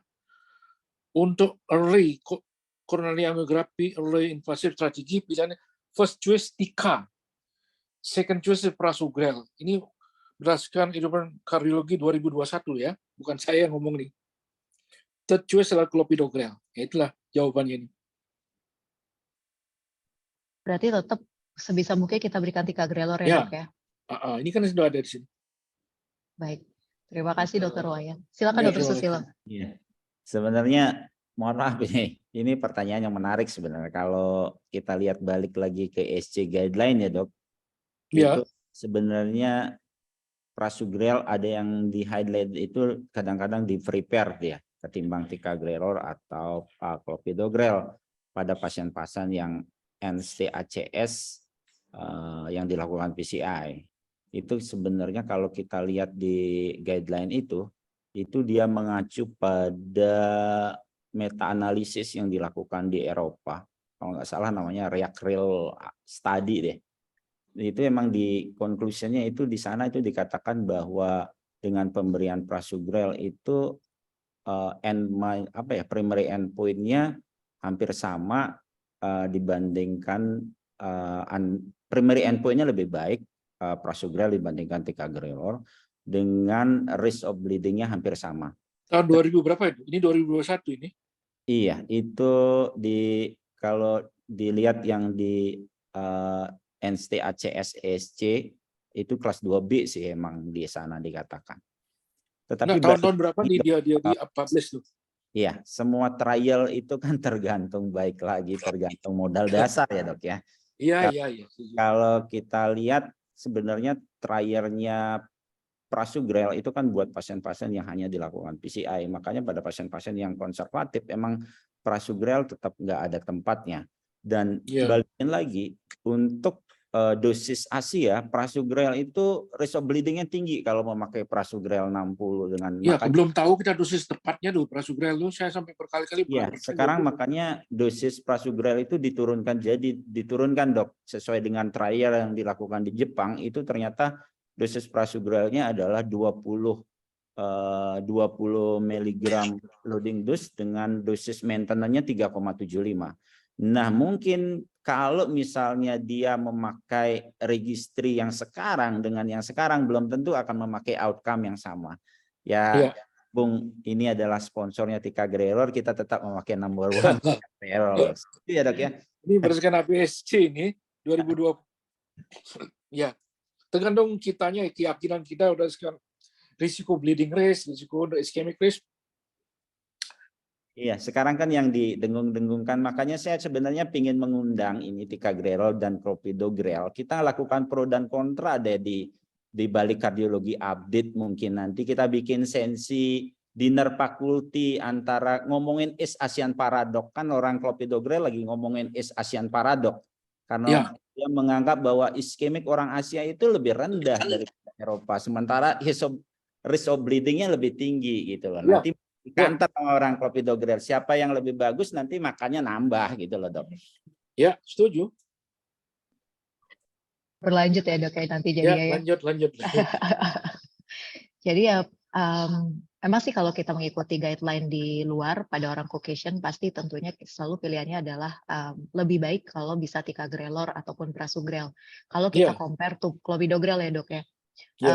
Clopidogrel tetap third choice atau pilihan paling akhir sebenarnya, tapi sayangnya di sini juga untuk pasien-pasien secara umum yang menggunakan asuransi nasional juga clopidogrel yang lebih mudah BPJS betul dokter. Dan pasien kita hampir semua BPJS ya dok, jadi jarang banget gitu ya. Hampir semua. Tapi memang pada beberapa kasus kan kalau post PCI sekarang kita sudah bisa gunakan ticagrelor ya dok. Post PCI yang tertanggung, boleh post PCI yang bisa ditanggung oleh asuransi BPJS ya. Boleh. Jadi sekalian menanggapi masalah tanggungan dari asuransi BPJS tersebut. Kalau misalnya pasien NST-ACS yang dilakukan PCI early refast begitu, bagaimana risiko perdarahan dan ISR-nya dok? Kalau kita bandingin sama yang paling sering adalah clopidogrel yang kita berikan. Mungkin dari dokter Wayan dulu. Iya, terima kasih. Ini berdasarkan studi tadi kan udah bahwa antara bleeding risk dengan clopi hampir sama. Sedangkan mortalitasnya itu kan ada nih penelitian Plato tadi ditolong slide-nya.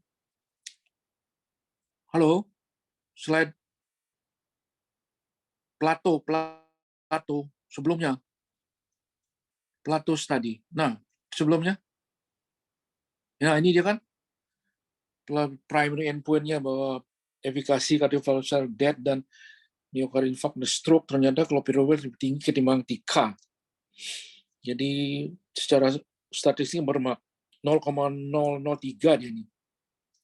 Bleeding-nya di sini hampir sama 11,6% sama 11,2%. Artinya lebih superior TICA ketimbang clopi di sini. Cuman saya ingatkan pengalaman pribadi ini,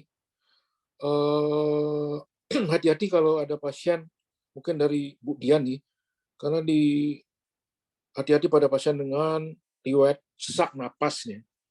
Karena salah satu side effect-nya adalah sesak napas. Dan saya selama ini kalau pasien-pasien dengan kompleks, jadi pasien-pasien dengan long lesion multifacial itu, ya saya pilih menggunakan Tika ini, timbang Cloppi. Kalau yang simple case, yang hanya satu stand gitu ya pilihannya dengan Cloppi aja. Mungkin itu dari saya. Terima kasih. Terima kasih, Dok. Kalau terkait ISR-nya bagaimana, Dok? Nah, selama ISR ini, tadi kan sudah ngomong bahwa kejadian trombosis ISR itu selama saya mengerjakan pasien-pasien ini, hanya sedikit sekali pasien ISR ya. Itu pun pasien-pasien dengan lab-mean disease, bifurcation itu terjadi ISR. Tapi yang tidak, yang bukan complex lesions ya, long lesion itu hampir tidak pernah dia kejadian. Hanya beberapa orang aja yang saya lakukan revas ulang itu. Nggak banyak, nggak sampai 10 orang malah itu. Jadi selama sekian tahun tuh saya di Bali ini, yang kembali lagi untuk sangat rendah sekali. Jadi yang justru pasien dengan complex lesion, bifurcation, lab-mean disease, nah itu yang bolak-balik. Dan itu pun bisa saya tekan lagi dengan sesuai dengan guideline itu bahwa kalau kita bisa menekan LDL itu ini kaitannya dengan ini LDL turun sampai 40 itu pasien-pasien dengan lab-mean complex bifurcation itu saya turunkan kalau bisa 40 itu baru hilang ya gininya tuh gejalanya tuh. Dan itu terbukti beneran tuh. Pasien saya mungkin ada enggak sampai 5 itu yang gitu. Yang sampai sekarang pun dia hasilnya bagus banget. Yang enggak pernah kontrol lagi itu. Karena sudah turun dia sampai 40 saya buat tuh. Di samping dia berikan 2 antiplatelet. Nah, ternyata extended tuh bisa kita berikan loh. Saya udah pasien tuh sampai saya berikan selama 2 tahun loh tuh. 2 antiplateletnya tuh. Tapi dengan catatan ditekan benar-benar LDL-nya tuh. Jadi sekarang pun sudah jarang kontrol ya. Itu mungkin pengalaman saya. Baik, Dok. Kalau boleh tahu dari yang dokter pengalaman pernah terjadi ASR yang mungkin nggak sampai 10 pasien itu on clopidogrel apa ada yang on ticagrelor ya? On Cloppi. Semua on Cloppi ya. Ya, on Cloppi. Ya, kita itu tahu pun kalau generik, itu pun generik. Ya. Jadi kita tahu kalau populasi Asia juga banyak yang clopidogrel resistance ya, Dok ya. Walaupun kita memang nggak, iya betul. Kita nggak bisa. 4-31%. Betul. Itu circulation tahun 2006. Memang dari dulu orang Asia cukup tinggi angka resistance terhadap clopidogrelnya. Cuman sayangnya kita nggak bisa lakukan pemeriksaan di semua pasien karena masalah biaya. Ya, tapi mahal ya sekali. betul, Dok. Betul. Tapi sebagai pertimbangan bahwa kalau kita sudah tahu teoritis pasien-pasiennya kemungkinan besar akan resistensi clopidogrel, kita mungkin bisa pertimbangkan untuk memberikan ticagrelor lebih awal dari awal. Ya kalau saya pribadi, kalau udah complex lesion itu pasti harus ke switch ketika itu. Long lesion banyak pasti harus pindah ke sana. Kita lihat juga bleeding risk-nya juga. Kalau enggak ya, karena ada yang Tika yang 60 mg. Nah, apakah ini pertanyaan saya ke Bu Dian, apakah ada di BPJS itu? Oke, baik Dokter Wayan. Untuk Brilinta 60 tidak ada di BPJS sih Dok. Jadi so far memang kalau BPJS adanya yang Brilinta 90 aja ya, ataupun yang ticagrelor 90 gitu. Karena mungkin saat ini belum ada, karena kan penggunaan Brilinta 60 ini long term ya Dok ya, kalau dari sisi indikasi Badan POM-nya itu penggunaannya di atas 1 tahun. Jadi mungkin karena itu juga tidak tidak dimasukkan gitu ya oleh BPJS gitu. Tapi kalau salah di slide saya nomor berapa tuh? Coba slide-nya ada yang loan Tika mana dia? Terus lanjut. Ya Dok ya. Ya, ada loan Tika. Nah, ini dia nih. Ya, stop. Balik. Nah, ini dia. Pegasus itu 60 mg dia pakai. Ini 1-3 bulan, DAP with ticagrelor followed by ticagrelor alone loh ini. Iya, betul Dok. Jadi kalau untuk studi untuk yang monoterapi saat ini kan mulai berkembang ya Dok ya, karena tadi mungkin beberapa ada pasien-pasien yang memang high risk iskemik tapi juga ada high risk bleeding-nya. Nah, itu studinya saat ini yang dengan ticagrelor namanya studi Twilight Dok. Jadi pemberian untuk DAPT-nya 3 bulan, kemudian nanti dia lanjutnya dengan ticagrelor monoterapi. Hasilnya dari resiko iskemik dia tidak berbeda dengan pemberian DAPT dan tentunya dari resiko perdarahannya menjadi lebih rendah. Jadi makanya kenapa mulai direkomendasikan ya Dok di dalam guidelines gitu. Ya Walaupun ini makanya ini tahun sekuat ini 2020 loh ya. ini. Iya, betul Dok. Jadi Gitu. bisa kita pilih dengan 90 mg 1x1 jadinya. Tetap 2x1 Dok, cuman tidak diberikan bersama dengan aspirin gitu. Tidak diberikan. Iya, jadi dia 1x1, jadi brilintanya ticagrelornya tetap 2x90 2x1. sama sisanya ya. Iya, betul. Tapi Setelah tidak 3 diberikan bulan bersama ya. aspirin. Jadi aspirinnya di stop. Aspirinnya di stop. Iya. Ini ditanggung nggak 1 tahun ini? Kalau seharusnya sih karena kalau di dalam BPJS itu kan memang dia sendiri-sendiri ya Dok, ticagrelor sendiri, aspirin sendiri gitu ya. Jadi tidak satu paket tuh, maksudnya DAPT gitu ya. Jadi harusnya sih bisa tetap di cover karena ticagrelor tuh bisa sampai 1 tahun gitu. Oke, cuma ini kita tanyain nih. Iya. Oke, terima kasih Bu Dian. Terima Ya, kasih silakan Dr. Dr. Fia. Wayan. Ya, terima kasih Dr. Wayan dan Bu Dian. Mungkin Dr. Susila ada pengalaman mengenai ISR dan perdarahan pada pasien ST-ACS. Oke, kalau kita ngomongin pasien-pasien yang non ST-ACS yang dilakukan PCI, jelas tergantung kalau kita ngomongin ISR yang terjadi antara pemberian clopidogrel atau ticagrelor tadi. Kalau nggak salah ini pertanyaan Dr. Parwarto ya, Dr. Parwarto sekjen saya nih di rumah sakit Wangaya. Jadi sebenarnya ticagrelor pun post PCI itu ditanggung sama BPJS Dr. Parwarto. Jadi jangan takut saat pasien-pasien yang sudah dilakukan PCI itu bisa di-switch untuk arah clopidogrel dan itu dapat coverage dari BPJS sampai 12 bulan.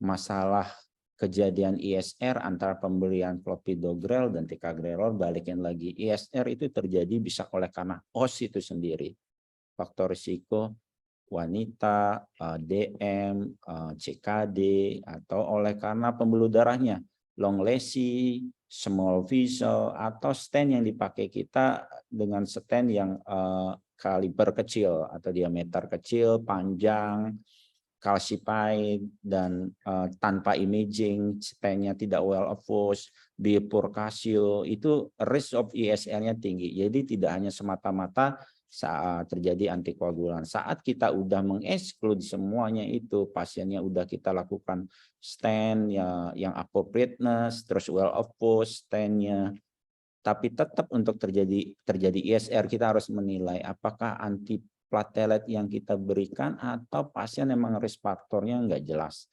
Saat kita sudah semua mengeksklud itu, kita balikin lagi.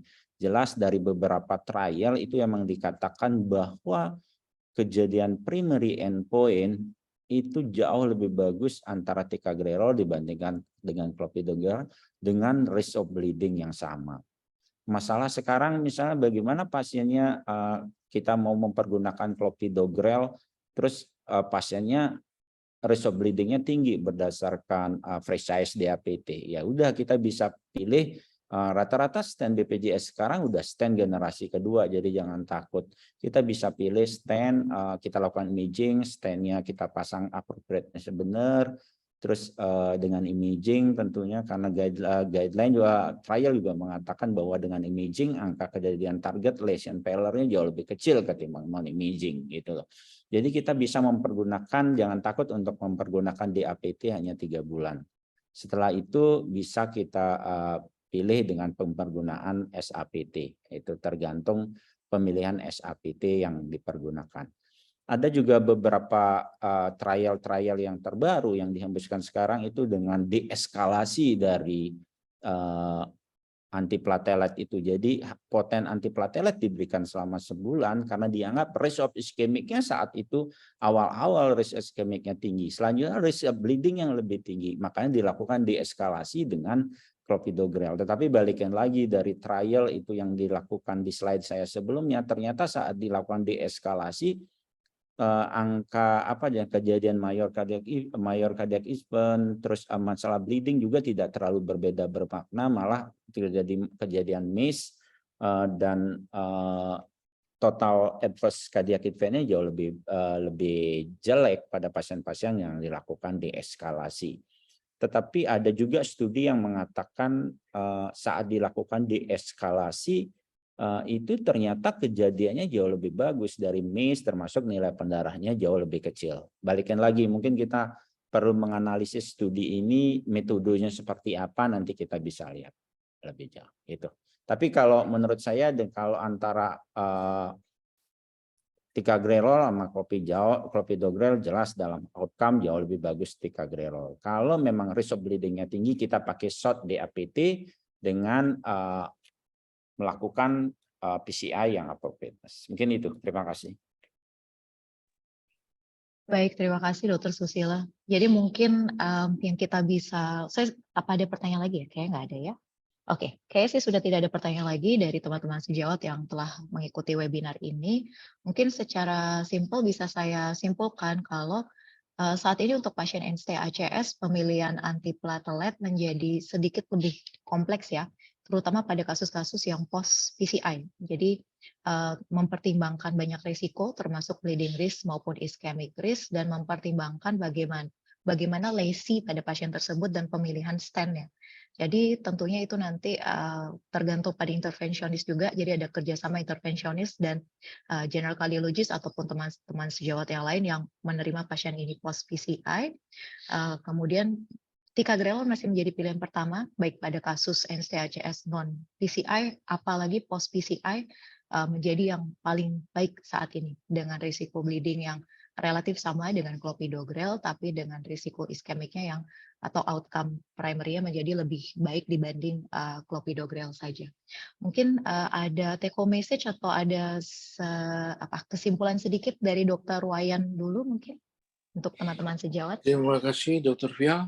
Jadi tadi udah jelas untuk message yang saya sampaikan bahwa pasien-pasien non-ACS, non-STEMI, ACS non-STEMI, jadi bahwa yang medical therapy itu mortalitasnya lebih tinggi. Itu aja diingatkan bahwa sebaiknya kalau ketemu pasien-pasien yang sejawat temukan di tempat praktek atau di rumah sakit, kalau udah jelas non-STEMI, mohon segera dirujuk ya untuk tindakan selanjutnya untuk menurunkan angka kejadian kematian itu. Dan penanganannya jangan lupa bahwa harus secara komprehensif, bukan hanya dual antiplatelet, bukan hanya diberikan antikoagulan juga, tapi harus secara menyeluruh. Jadi terutama dengan risiko diabetes, merokok, kolesterol. Saya rasa itu dari saya. Terima kasih, Dr. Fia. Terima kasih, Dr. Wayan. Betul ya, jadi harus ingat juga mengontrol faktor risiko pada pasien-pasien selain masalah melakukan PCI dan juga antiplateletnya. Mungkin dari Dr. Susila ada take home message yang paling penting mungkin untuk penanganan pasien NST-ACS. Oke.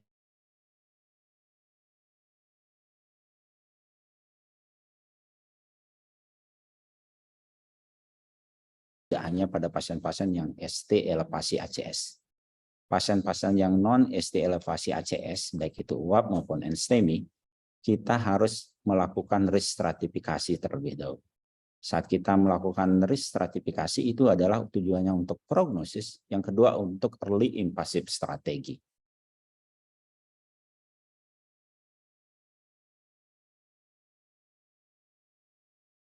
Penggunaan antiplatelet itu sudah jelas. Poten antiplatelet pada pasien-pasien ACS lebih baik daripada pasien dengan pemberian antiplatelet itu I12 inhibitor ya. Kita ngomongin di sini antara poten antiplatelet dengan clopidogrel, outcome-nya jauh lebih bagus dengan poten antiplatelet. Dengan nilai atau dengan bleeding of risk yang non-inferior antara poten antiplatelet dibandingkan dengan clopidogrel. Mungkin itu dari saya. Terima kasih. Baik, terima kasih Dr. Susila. Saya rasa sudah cukup jelas ya take home messages dari kedua pembicara kita untuk siang ini. Saya mengingatkan sekali lagi kepada seluruh teman sejawat yang telah bergabung untuk mengisi absensi pada link untuk mendapatkan sertifikatnya nanti. Dan mungkin kita bisa tutup acara webinar ini dan saya serahkan kepada Bu Dian dari Astra untuk silakan menutup acara. Terima kasih teman-teman sejawat semua dan pada kedua pembicara serta sponsor kami hari ini dari AstraZeneca. Baik, terima kasih banyak pada Dr. Oliva, Dr. Susila, dan juga Dr. Wayan atas sesinya pada siang hari ini. Kami sangat berharap bahwa materi hari ini bisa menambah lagi referensi dalam penanganan pasien-pasien ACS, dan tentunya semoga pasien ACS, dokter sekalian juga terus meningkat dari sisi outcome-nya. Baik, terima kasih banyak atas partisipasi juga dari peserta yang cukup aktif pada siang hari ini. Sampai berjumpa di kegiatan berikutnya ya Dok ya. Semoga kita dengan Perki Bali juga bisa terus berkolaborasi. Terima kasih banyak. Selamat Terima siang. kasih Bu Dian. Selamat siang. Terima kasih, selamat siang. Selamat siang. Selamat siang. Pasien